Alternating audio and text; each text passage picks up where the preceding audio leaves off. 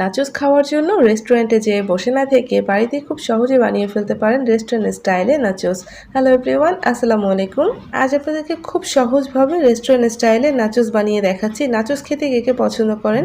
আমার কাছে খুবই ভালো লাগে আর বানানো খুব সহজ। নাচোস খাওয়ার জন্য আর রেস্টুরেন্টে যে বসে থাকতে হবে না। চলুন তাহলে বানিয়ে ফেলি। এখানে আমি মুরগির মাংসের কিমা নিয়েছি, অল্প করে নিয়েছি। যেহেতু 1 প্লেট নাচোস বানাবো, অল্প হলেই চলবে। এখন এই মুরগির মাংসের মধ্যে আমি আধা চা চামচ দিচ্ছি রসুন বাটা, আধা চা চামচ দিয়েছি আদা বাটা, তার মধ্যে দিচ্ছি লবণ অল্প করে দিয়েছি, আধা চা চামচ গোলমরিচের গুঁড়া দিয়েছি, সামান্য একটু লাল মরিচের গুঁড়া দিয়েছি, তারপর দিচ্ছি 1 চা চামচ সয়া সস।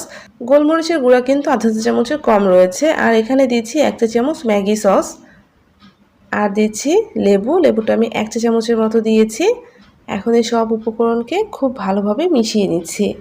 রেস্টুরেন্টে আরও অনেক ধরনের সয়া সস ইউজ করে, তো আপনারা অবশ্যই ম্যাগি সসটা দেওয়ার চেষ্টা করবেন, তাহলে টেস্টটা রেস্টুরেন্টের মতোই হবে। কিমাটা ভালো করে মিখিয়ে নিয়েছি। এখন আমি চুলায় চলে যাচ্ছি। প্যানে অল্প পরিমাণে তেল দিয়ে দিলাম। তেলটা ভালোভাবে গরম হয়ে আসলে এখন এর মধ্যে আমি মেখে রাখা কিমাটা দিয়ে দিলাম। আর কিমাটা দেওয়ার পরে আমি কয়েক মিনিট একটু ভেজে নেব। তো কিমাটাকে কয়েক মিনিট ভেজে নেওয়ার পর দেখবেন যে অল্প অল্প করে পানি ছেড়ে দিয়েছে।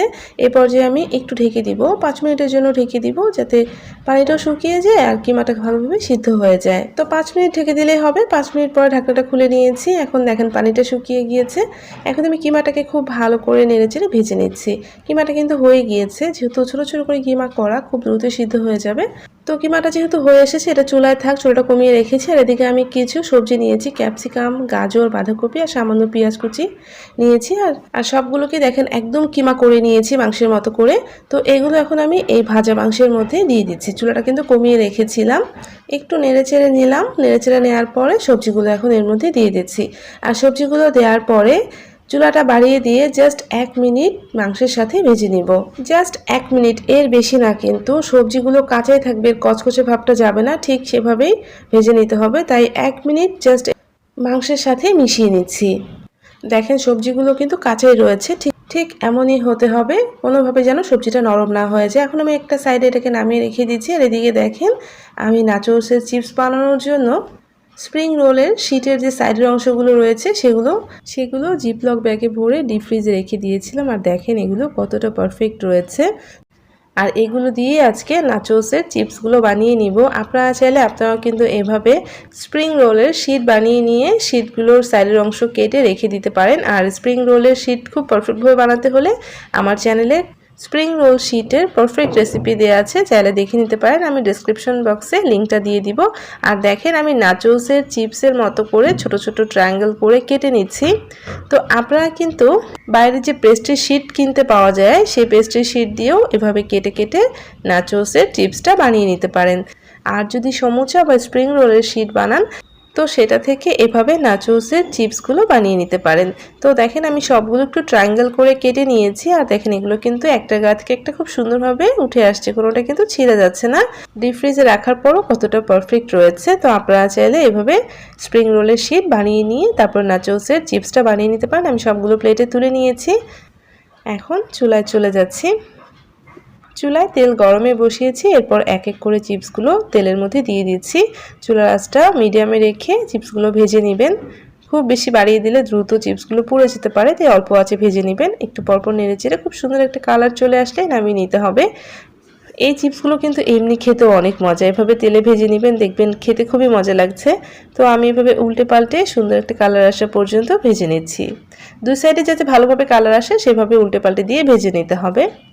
যখন এরকম সুন্দর একটা কালার চলে আসবে তখনই কিন্তু তুলে নিতে হবে। খুব বেশি ডার্ক করে ফেলবেন না, এরকম ব্রাউন কালার করে তুলে নিতে হবে। তো আমি আবারও বাকি যে চিপসগুলো রয়েছে সেগুলো তেলের মধ্যে ভেজে নিচ্ছি। বেশ অনেকটা পরিমাণে চিপস আমি ভেজে নিচ্ছি। এই চিপসটা খেতে এত মজা লাগে যে অল্প করে বানালে হয় না। তো বেশ অনেকটা পরিমাণে ভেজে নিয়েছি। আর সবগুলো ভেজে আমি একটা প্লেটের মধ্যে তুলে নিচ্ছি। অনেকগুলো চিপস ভেজে নেওয়া হয়ে গিয়েছে। এখন আমি চিপসগুলোকে ডেকোরেশনে চলে যাব। ঠান্ডা হয়ে যাওয়ার পর কিন্তু এটা আরও অনেক বেশি মুচমুচে হয়ে যায়।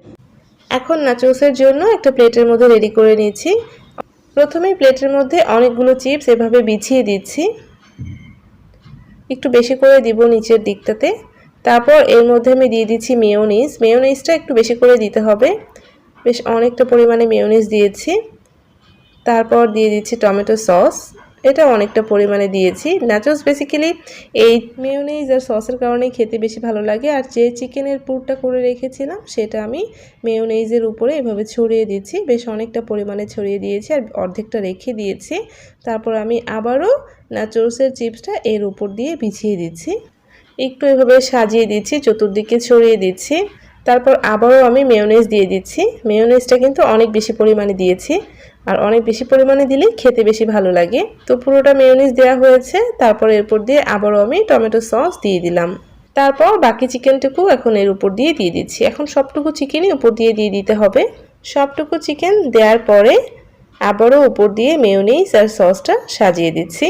খুব ঝটপট তৈরি হয়ে গেল রেস্টুরেন্টের নাচোস। নাচোস দেখতে যতটা ইয়াম্মি, খেতেও ভীষণ ইয়াম্মি।